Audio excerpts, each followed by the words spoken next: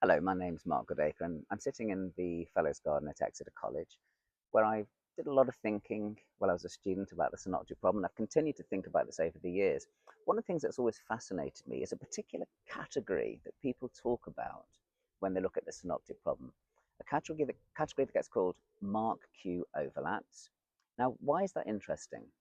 Well, the Mark-Q overlap material is basically material where you have a passage that is in all three synoptic gospels, Matthew, Mark, and Luke. And in these passages, you get quite a lot of triple agreement between Matthew, Mark, and Luke, but you also get really significant double agreement between Matthew and Luke. Now, on the standard Markan priority explanation, it's impossible for Matthew and Luke to be adding identical material to Mark, big sentences and so on, if one doesn't know the other, or if both aren't getting it from some source other than Mark.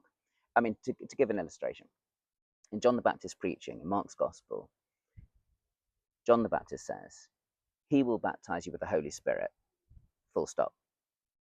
In Matthew and Luke, the sentence carries on, he will baptize you with the Holy Spirit and fire, and the winnowing fork is in his hand, and so on. So Matthew and Luke carry on a sentence beyond where it ends in Mark. So clearly either Matthew knows Luke, Luke knows Matthew, or both have got access to something else.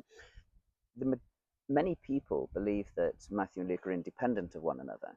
So the only way to explain those sorts of agreements would be to say that in their other source, called for convenience Q, there is an overlap with Mark.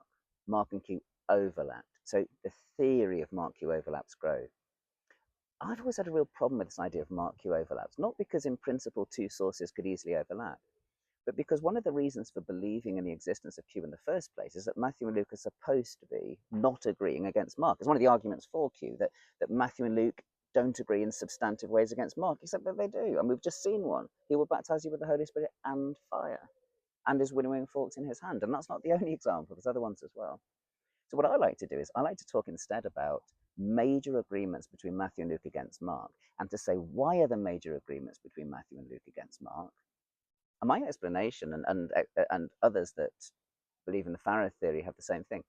We think that it's simply that Matthew expanded the given Markan passage, adding things like and fire, and Luke simply copied it. So we don't need complicated theories like Mark Q overlap. We simply say that Luke knew Matthew as well as Mark.